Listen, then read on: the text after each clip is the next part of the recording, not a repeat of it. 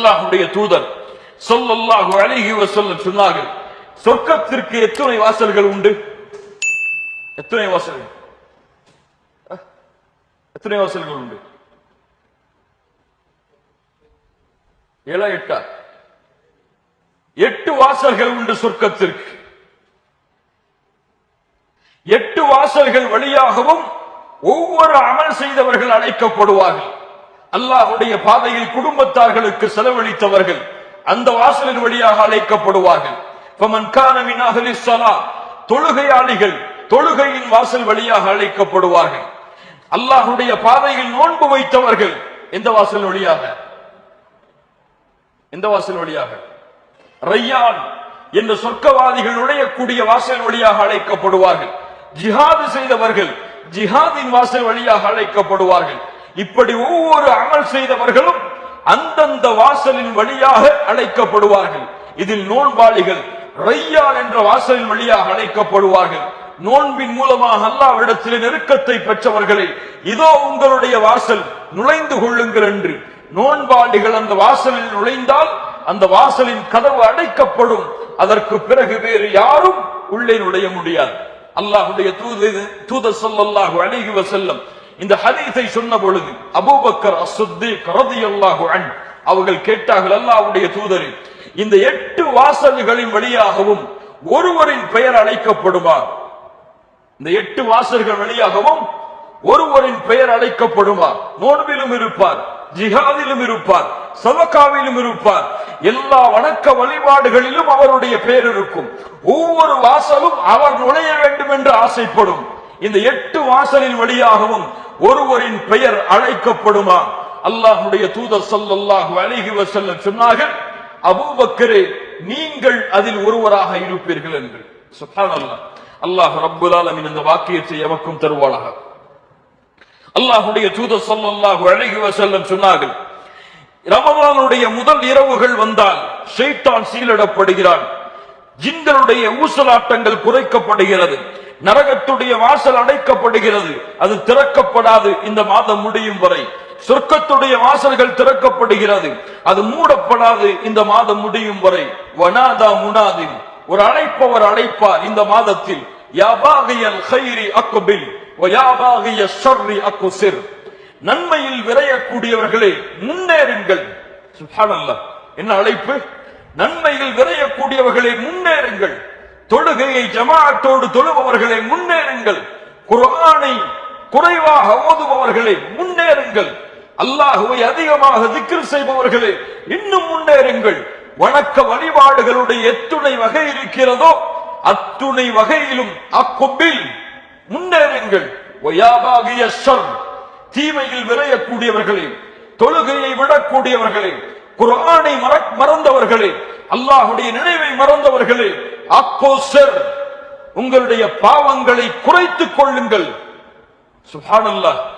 இது உங்களுடைய பாவங்கள் செய்வதற்குரிய மாதம் அல்ல, இது நன்மைகளுக்கான மாதம், இது குர்ஆனை ஓதுவதற்கான மாதம், இது தொழுகையை சரியாக நிறைவேற்றுவதற்கான மாதம், இது ஜக்காத்தை கணக்கிட்டு கொடுப்பதற்கான மாதம், இன்னும் அல்லாஹ் கடமையாக்கி இருக்கின்ற கடமைகளை நிறைவேற்றக்கூடிய மாதம். அக்பில், பாவங்கள் செய்யாதீர்கள், அக்குசிர், குறைத்துக் கொள்ளுங்கள். ஏன்?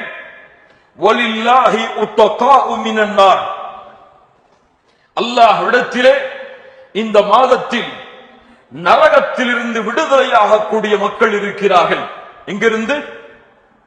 நரகத்திலிருந்து அல்லாஹ் விடுதலை செய்யக்கூடிய மக்கள் இந்த மாதத்தில் இருக்கிறார்கள். எப்போது அல்லாஹ் நரகத்திலிருந்து விடுதலை செய்கிறான்? எப்போது அல்லாஹ் விடுதலை செய்கிறான்? முதல் ரமதானிலா, 10வது நாளிலா, 2வது பத்திலா, 3வது பத்திலா, அல்லது லைலத்துல் கத்ருடைய ஒற்றைப்படை இரவுகளிலா, 21, 23, 25, 27, 29? எப்போது? அல்லாஹ்வுடைய தூதர் ஸல்லல்லாஹு அலைஹி வஸல்லம் சொன்னார்கள், வதாலிக ஃபீ குல்லி லைலா. சுப்ஹானல்லாஹ். ஒவ்வொரு இரவும் அல்லாஹ் ரப்புல் ஆலமீன் நரகத்திலிருந்து மக்களை விடுதலை செய்து கொண்டே இருக்கிறான்.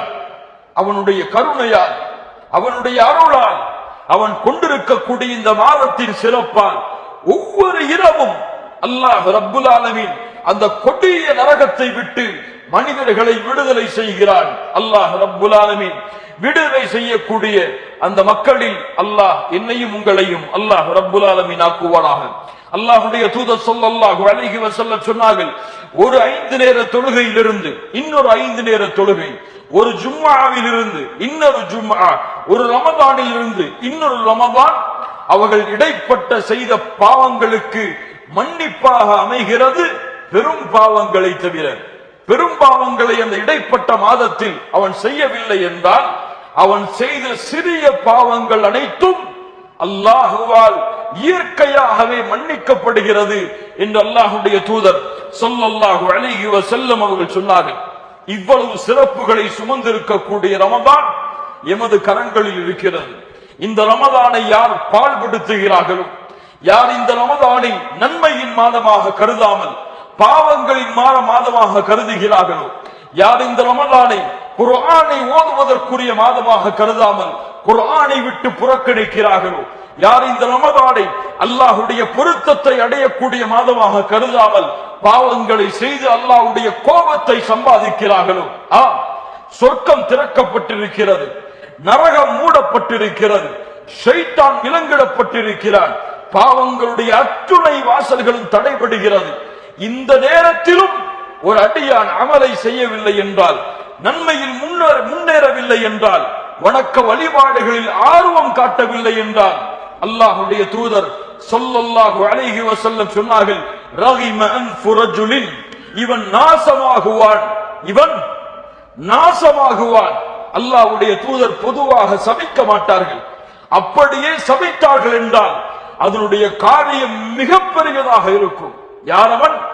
யாரை ரமதான் வந்தடைந்தும், யாரை ரமதான் வந்தடைந்தும் அவனுடைய பாவங்கள் மன்னிக்கப்படாமல் ரமதான் அவனை விட்டு கடந்து சென்றால், ரமதான் அவனை விட்டு கடந்து சென்றால் அவன் நாசமாகட்டும் என்று அல்லாஹ்வுடைய தூதர் ஸல்லல்லாஹு அலைஹி வஸல்லம் அவர்கள் சொன்னார்கள். ஆம் கண்ணியத்துக்குரியவர்களே, இந்த ரமதானை கண்ணியப்படுத்த வேண்டும்.